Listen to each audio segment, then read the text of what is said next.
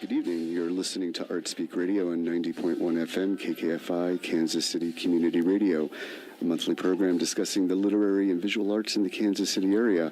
I'm Blair Shulman, art writer and editor of Cupcakes and Regalia, along with my co-host, the lovely Maria Vasquez-Boyd, who cannot be here tonight as she is on assignment in Kabul. And bringing the magic of radio to you is our engineer, the incredible Mark Manning on the control board. My guests this evening are Daryl Chamberlain and Dr. April Lovelady, and we'll be discussing the Artists for Life project, and then we'll be talking to the folks about the literary e-zine, The Bluest Eye. Daryl, thank you for coming on the program. Welcome. Thank you for inviting me. Thank you for having us on. That's great. Tell our listeners a bit about what the Artists for Life project is. The Artists for Life project is a project that was born at the beginning of this year, where we became particularly concerned about the increasing level of handgun violence in the urban core. Mm-hmm. And so that I got the idea of putting together a program where we would put together a group of artists who would create special artwork that's going to be able to address the issue of handgun violence. We're hoping to cause people to think, to reflect, look at their role in this, and we all have a different role that we play in the increasing level of handgun violence. I see.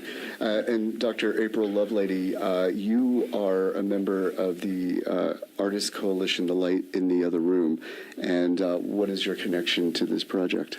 Well, I came on initially to assist Daryl with grant writing and also with some of the administrative tasks that they require. And so, as he told me more about the project, I really began to become more passionate about it. And and then you see everything that's going on in the news, and you realize that you've got to do something to address this issue, because it's not just affecting our generation; it's affecting the generation that's coming after us. And you identify with some of these children who are living in these areas that are smitten by this handgun violence, and you just want to do something to make the situation better. I agree. What medium are you going to be working in for this project? How are you going to present the artwork? The medium will be at the choice of the artist.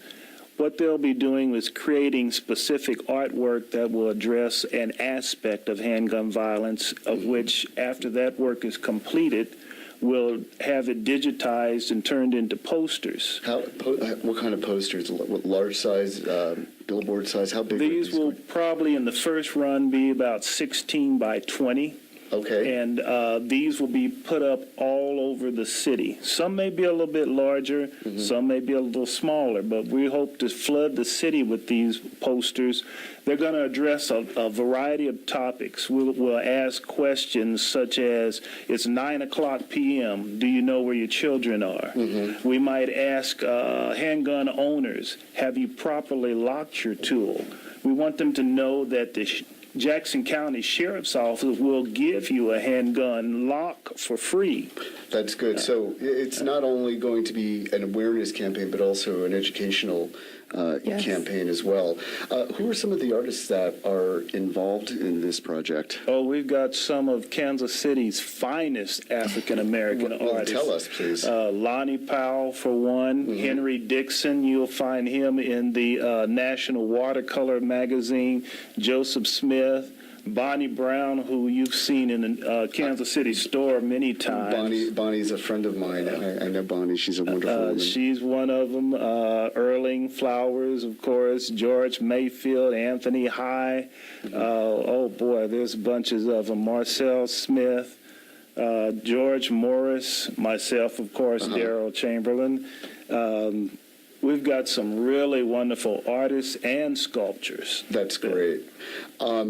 So all of this, are there media buys and things like that? I mean, are you being given the space to present these posters around the city, or did you have to apply for funding? How is that going to be presented, and what's the cost aspect of all this? Yes, to make this thing happen, we do have to apply for funding, of which we started early in this year. We did receive a grant from the Charlotte Foundation. The Charlotte Street Foundation? Yes, to get us started.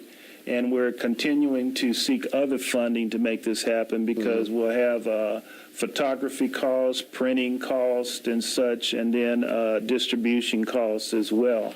And so that's where Dr. Lovelady comes in. She's helping with the securing of the grants and the funding to make this happen. Right.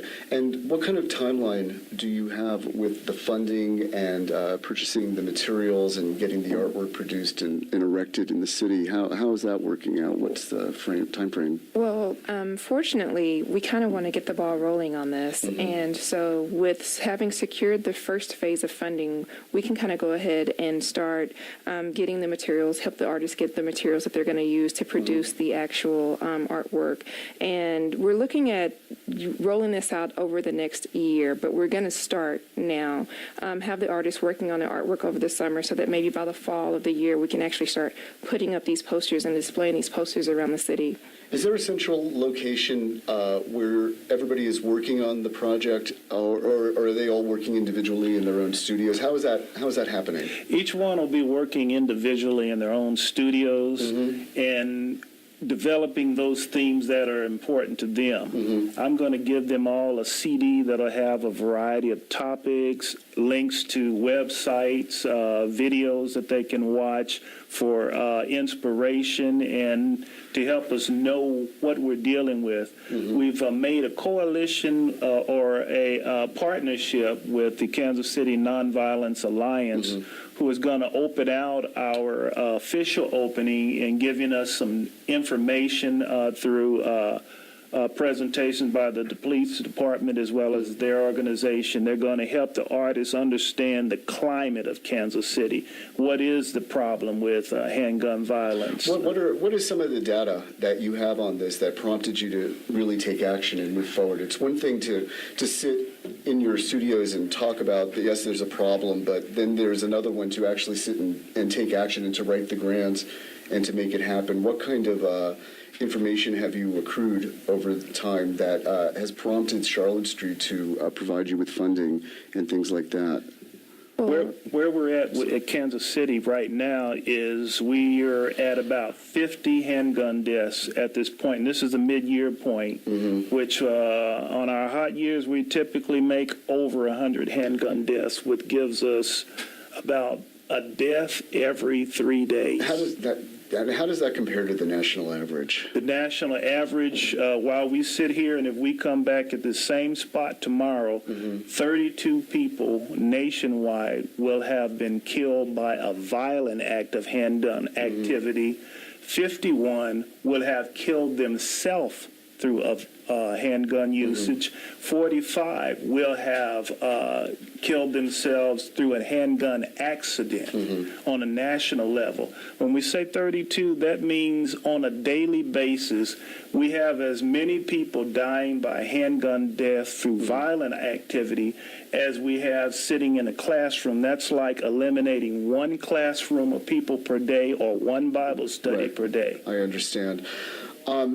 Is it only the artists from the Light in the Other Room that are participating, or are you involving school children in this? I thought I had read something about that in the materials. Yes, this is going to be a two-phase project. What we want to do on phase one, the artists of the Light in the Other Room will be presenting the artwork to show the public what we're doing and see the concept.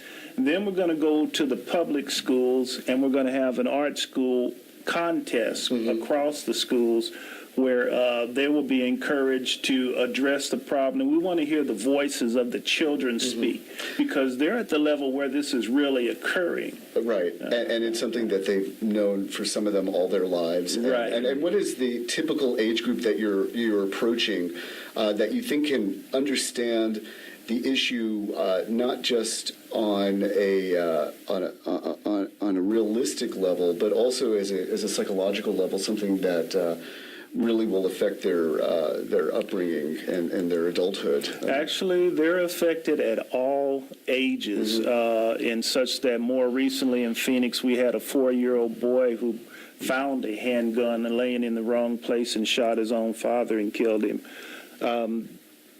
our target group probably for the high school artwork is going to be at the high school level, but I'm being prodded to include middle school. Great. I'm thinking that really all grade levels probably have a voice, and we'll look at that as we get further into it. That's wonderful. I'm sorry, I wish we had more time to talk about it. This is a fascinating subject that really needs a more thorough discussion. If our listeners want to find out more about the Artists for Life project and the Light in the Other Room, where can they go learn more? The Light in the Other Room actually has a website. What's that address, please? I believe it's TLITOR.com. If you think the Light in the Other Room, Okay. just go the first letter and you've got us. Or you look for us on Facebook, the Artists for Life Project. Mm-hmm. And also, you can find more information at Charlotte Street Foundation, which is charlottestreet.org, I believe is the correct address. So, Dr. April Lovelady and Daryl Chamberlain, I want to thank you both very much for coming on the program. I really appreciate it. And right now, we're going to take a short intermission, and you're listening to ArtSpeak Radio on 90.1 FM, KKFI, Kansas City Community Radio.